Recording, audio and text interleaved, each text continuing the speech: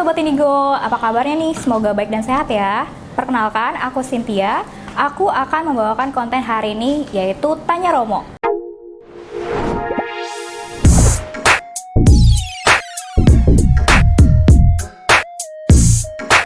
Sebenarnya konten Tanya Romo ini mengenai apa sih? Tanya Romo adalah sebuah segmen ngobrol bareng bersama salah satu Romo di Jalan Malang, yaitu kita akan membicarakan mengenai seputar liturgi Gereja Katolik. Segmen hari ini bakal seru banget karena kita akan ngobrol bersama Romo Yogo mengenai masa Prapaskah. Oke, kita sambut aja Romo Yogo.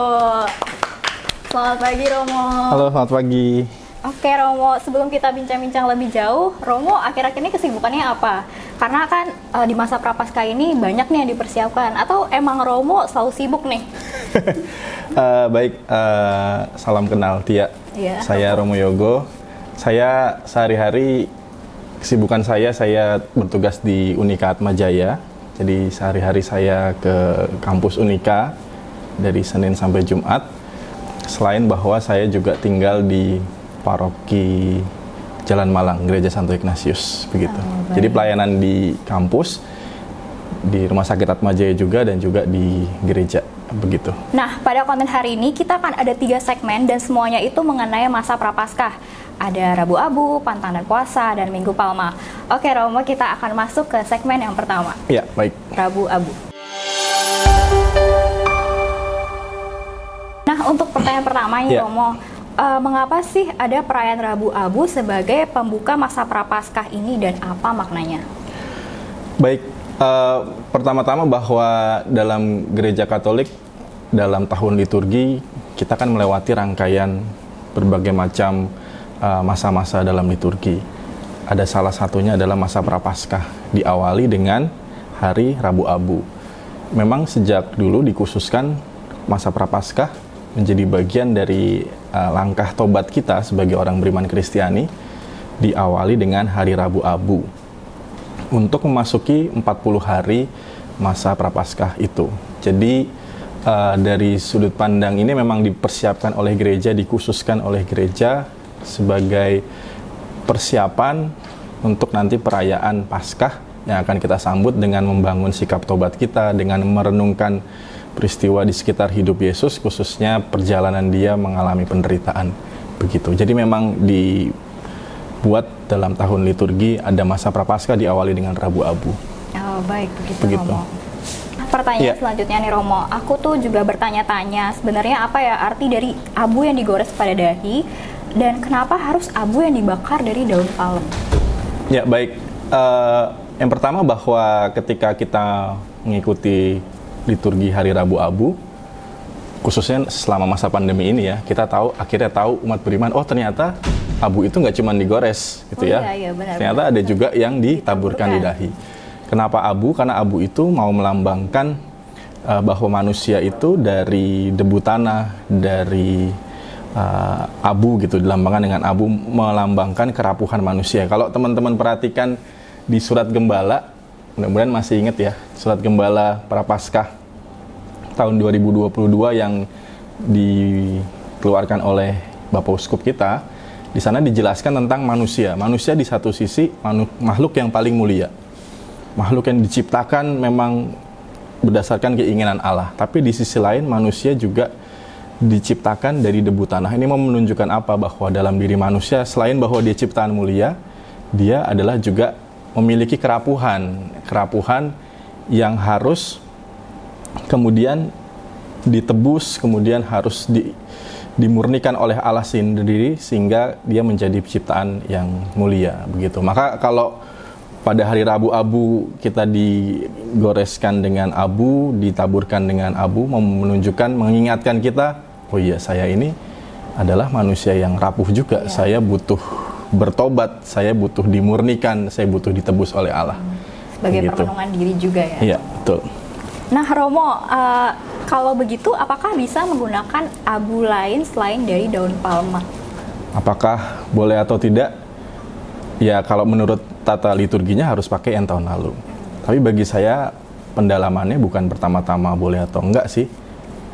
Ya ketika kita kena abu itu, kita mau diingatkan bahwa manusia dari debu, manusia bisa berdosa, manusia itu rapuh, Dan ya kalau dicari debu dari mana bisa macam-macam, tapi bahwa yang biasa terjadi di gereja secara wajar ya demikian. Tapi bahwa pemaknaan dengan abu itu kita diingatkan, oh iya saya ini rapuh, saya ini bisa berdosa, saya ini butuh ditebus, butuh dimurnikan dari waktu ke waktu. Begitu. Berarti simbolnya itu sebenarnya. Simbolnya itu yang harus dimaknai dengan lebih baik. Begitu. Paham Romo. Nah Romo, setelah menerima abu nih, biasanya kan kita beraktivitas ya, ada yang kuliah, kerja. Ya. Apakah kita boleh mencuci dahi itu setelah diberi abu atau dibiarkan hingga abu hilang sendiri? Karena ada orang-orang mungkin yang bingung nih untuk menjelaskan ke orang-orang yang mungkin kurang paham dengan... Ya, baik. Zaman sebelum pandemi semuanya di dahi ya. Semuanya di dahi. Itu kalau dengar komentar-komentar orang-orang muda, gue dapetnya sedikit, cuman goresan kecil, atau gue dapetnya tebel banget gitu kan. Tapi ketika pandemi ini, kira-kira 2 tahun ini kan, kemudian abunya ditaburkan. Nggak tahu kita banyak apa nggak di kepala kita, gitu kan. Ya kalau mau dibersihkan, tidak ada yang persis mengatur sampai ke sana, tapi bahwa kalau mau dibersihkan, ya nggak apa-apa juga. Dan kembali lagi bagi saya yang jauh lebih penting, dengan simbol yang kita terima, dengan simbol yang ritus yang kita alami itu, menunjukkan bahwa kita mau bertobat. Nanti kalau salibnya segede apa tahu tapi dirinya nggak bertobat, sama aja bohong juga gitu. Iya, dulu ada mitosnya kalau tebel katanya dosanya banyak. Oh gitu ya. Ya itu sih, jadi intinya itu simbol bahwa kita mau bertobat. Ketika kita mau ngebersihin ya nggak ada salahnya juga. Yang penting bahwa orangnya mau bertobat. Ya, setuju Romo. Begitu. Nah, oke, kita akan lanjut ke segmen kedua, yaitu mengenai pantang dan puasa. Oke, untuk pertanyaan pertama mengenai pantang dan puasa. Bagaimana sistem pantang dan puasa dalam gereja Katolik? Mungkin ada hal-hal yang harus diluruskan, begitu, Romo? Ya, baik. Kalau di Kuskupan, setiap kita mau masuki masa Prapaskah selalu ada kita akan mendengarkan surat gembala dari Bapak Uskup, sekaligus juga ada peraturan pantang dan puasa. Maka saya bawa di sini. Mungkin teman-teman bisa ngecek lagi. Zaman sekarang buka internet, buka website Kuskupan sudah ada di sana. Di peraturan pantang dan puasa 2022 Kuskupan Agung Jakarta itu dijelaskan tentang kapan saja kita menjalankan pantang dan puasa, siapa saja yang wajib menjalankan pantang dan puasa, dan dijelaskan juga arti-artinya.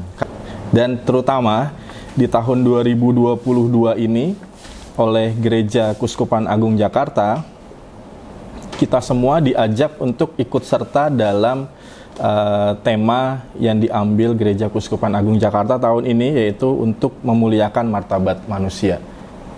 Terkait dengan, kan kalau kita berpantang dan berpuasa, kalau dalam gereja Katolik cirinya bahwa harus juga ada doa, harus juga ada amal kasih dan derma. Jadi pantang dan puasa disertai dengan doa kita bermuara juga pada tindakan. Maka setiap tahun kalau teman-teman tahu ada namanya APP. Bahkan dari kita kecil kan ada stiker-stikernya dan lain sebagainya. APP, nah itu kan aksi puasa pembangunan. Jadi ada tindakan nyata dari pantang dan puasa kita. Begitu. Romo, apa ya manfaat dan tujuan dari pantang dan puasa? Oke, baik. Kalau saya mau menjawabnya begini, mungkin bukan manfaat kali ya. Mungkin kenapa sih kita harus berpantang dan berpuasa? Kalau bagi kita, orang beriman Katolik, yang pertama kewajiban.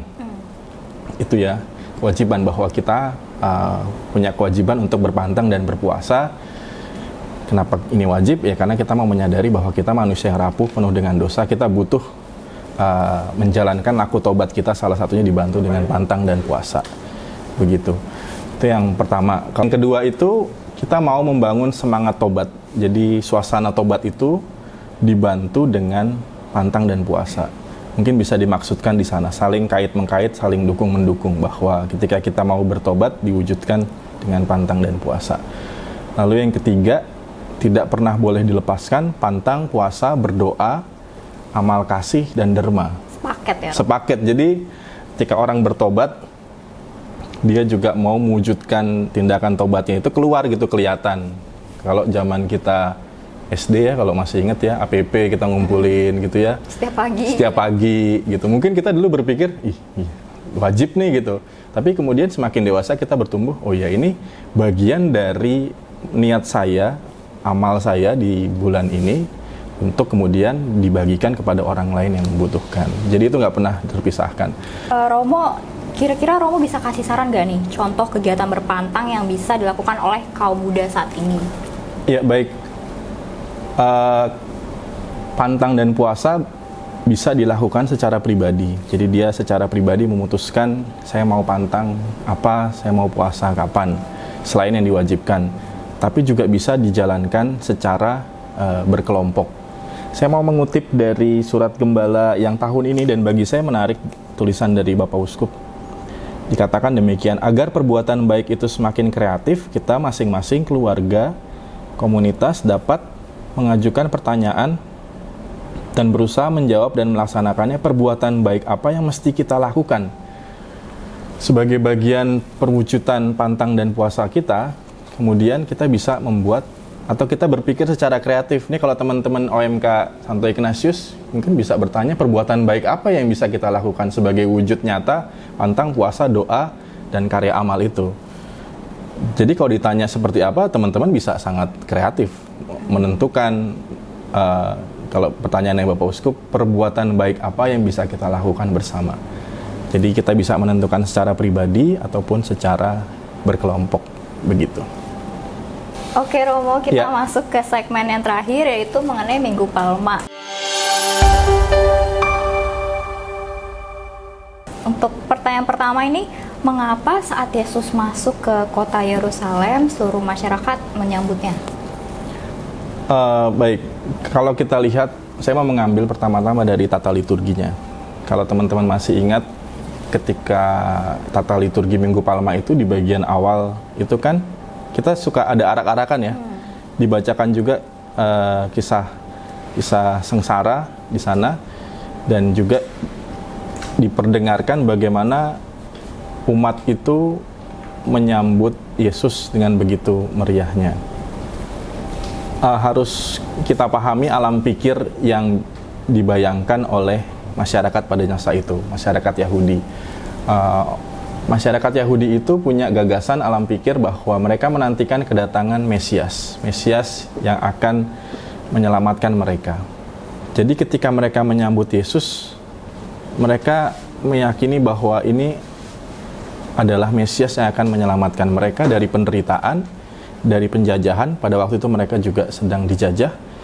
Jadi mereka bersorak-sorai, hatinya bergembira. Oh, ini ada penyelamat datang, dan itu Yesus yang disambut seperti itu. Maka disambut dengan meriah. Ada yang mau menaburkan jubah ya. Jubah, kemudian ada daun-daun palma yang dilambai-lambaikan seperti itu. Seperti kalau kita perarakan di gereja itu kan, suasana kegembiraan itulah yang dialami, bahwa ada Mesias datang mau menyelamatkan.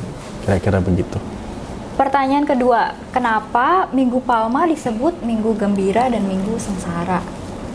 Ya baik, saya mau menjawabnya begini, bahwa dalam kitab suci itu banyak hal yang sifatnya paradoksal gitu ya. Paradoksal itu saling berkebalikan, saling bertolak belakang satu sama lain. Sebagai contoh misalnya, dalam peristiwa Natal, Yesus Raja, Yesus itu Tuhan, tapi lahirnya justru di kandang sederhana, disambut gembala-gembala, orang kecil. Atau di sisi yang lain, situasi paradoksal, kita diharuskan mengasihi musuh kita, padahal dia udah jahat sama kita. Itu kan berkebalikan gitu ya. Situasi paradoksal juga yang kita temui dalam minggu tersebut gitu. Pekan suci itu diawali dengan Minggu Palma.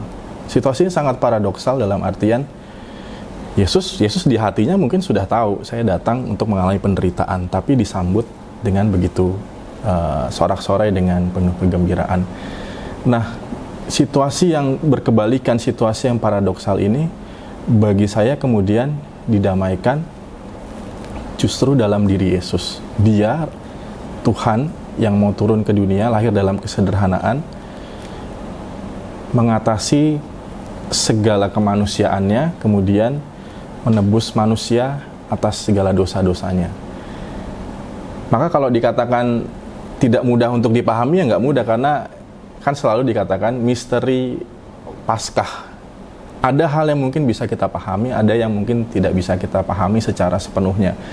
Tapi dengan ini kita mau melihat Yesus itu melingkupi seluruh kehidupan manusia. Allah itu hadir dalam seluruh kehidupan manusia, baik dalam keadaan senang maupun juga dalam pengalaman-pengalaman penderitaan. Dan itu bisa kita lihat dengan jelas di pekan tersebut, di Minggu Palma itu yang mengawali. Kemudian nanti misalnya di Kamis Putih gitu ya, masa dia sang guru, dia itu Tuhan, dia nyuci kaki muridnya, dicium gitu. Kemudian di hari Jumat, dia yang dieluk-elukan, dia yang disembah, kemudian wafat di kayu salib. Kita tahu bersama bagaimana para murid aja galau, para murid aja bingung. Ini Tuhan yang saya ikuti 3 tahun, tapi kok ternyata begini. Ada yang menyangkal 3 kali.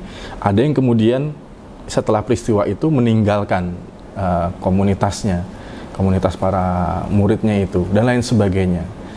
Dan kemudian di hari Paskah, kemudian kita mencoba memahami, oh ternyata maksudnya demikian.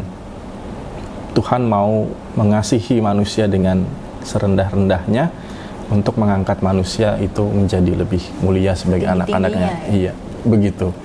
Dan ini misteri iman kita. Setiap tahun kita rayakan, setiap tahun kita pahami lagi, kita perdalam lagi, sehingga kita ya mencoba pelan-pelan memperdalam iman kita. Kira-kira begitu. Oke Romo, kita udah bincang banyak nih ya hari ini. Nah Romo, kira-kira ada pesan-pesan nggak untuk kaum muda dalam menyiapkan diri dan menjalani masa Prapaskah ini? Pesan saya tuh suka kadang-kadang ketemu OMK yang hampir-hampir lewat usia OMK gitu. Mereka suka cerita, Romo saya kangen nih, kayak dulu zaman SD, zaman SMP, SMA, kita ada retret tiap tahun, kita ada rekoleksi. Kan kalau udah kerja susah ya, cuan gitu ya. Banyak orang tuh merasa kangen untuk ikut retret, rekoleksi dan lain sebagainya.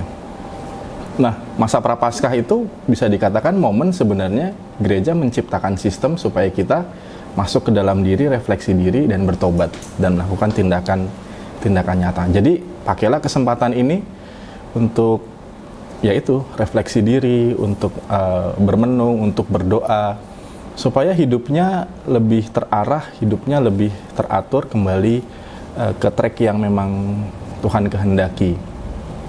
Itu yang pertama. Jadi manfaatkan kesempatan ini. Kesempatan mahal loh, ini kesempatan mahal. Lalu yang kedua, kalau mengutip dari surat Gembala, Bapak Uskup menyarankan kepada kita, pikirkan dan lakukan perbuatan-perbuatan baik. Jadilah kreatif dengan menjalankan perbuatan-perbuatan baik. Persisnya kayak apa? Nah, teman-teman semua bisa menentukan perbuatan baik apa sih yang bisa saya lakukan. Mungkin dimulai dari lingkup sederhana, di keluarga, di tetangga, di sekolah, di tempat kuliah, di tempat kerja. Perbuatan-perbuatan baik apa? Tersenyum sama orang kan perbuatan baik. Tersenyum sambil ngasih sesuatu, itu lebih baik lagi. Dan banyaklah kita, teman-teman muda pasti sangat kreatif dengan hal-hal seperti ini. Apalagi di zaman pandemi, orang terbatas dan kita kreativitas itu tumbuh dan berkembang. Itu aja sih pesan saya. Nah, teman-teman sudah didengarkan ya pesan dari Romo.